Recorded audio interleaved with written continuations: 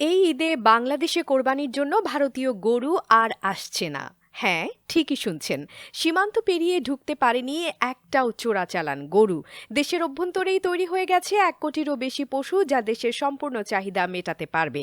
আর এর ফলে ভারতের অন্তত ৮,০০০ কোটি রুপির ক্ষতি হয়েছে। কিভাবে? গত কয়েক দশক ধরে কোরবানির ঈদ মানেই সীমান্ত পেরিয়ে আসত লাখ লাখ ভারতীয় গরু।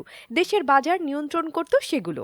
খামারিরা থাকতেন ঝুঁকিতে, আর ভারত, বিশেষ করে পশ্চিমবঙ্গ, বিহার, ঝাড়খণ্ডের গরু ব্যবসায়ী ও কৃষকেরা পেতেন মোটা মুনাফা।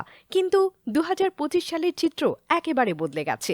বাংলাদেশ এখন পুরোপুরি স্বনির্ভর। প্রাণী সম্পদ অধিদপ্তরের সর্বশেষ তথ্য বলছে, এবার ঈদে প্রয়োজন হবে প্রায় ১,২৫,০০,০০০ পশু।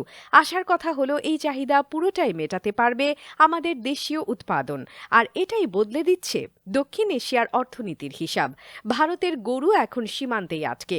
আনন্দবাজার, হিন্দুস্তান টাইমস ও দৈনিক ভাস্করের রিপোর্ট বলছে, শুধু পশ্চিমবঙ্গে অবিকৃত রয়ে গেছে লক্ষ লক্ষ গরু। ক্ষতির পরিমাণ প্রায় ৮,০০০ কোটি রুপি। এক দশক আগেও যা ছিল বাংলাদেশের বাজার দখলের বড় হাতিয়ার, আজ তা পরিণত হয়েছে ভারতের কৃষকের মাথা ব্যথায়। এর পেছনে রয়েছে বাংলাদেশের টেকসই পরিকল্পনা। চুয়াডাঙ্গা, সিরাজগঞ্জ, কুষ্টিয়া, রাজশাহী সহ ৩০টিরও বেশি জেলায় গড়ে উঠেছে খামার ভিত্তিক পশু উৎপাদন কেন্দ্র। ডিজিটাল হাট, স্বাস্থ্য সনদ, অনলাইন বিক্রয় সবকিছুই এখন আধুনিক ব্যবস্থাপনার আওতায়।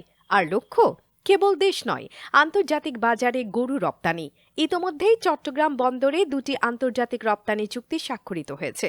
সৌদি আরব, মালয়েশিয়া, ওমান, এমনকি কিছু আফ্রিকান দেশও আগ্রহ দেখাচ্ছে।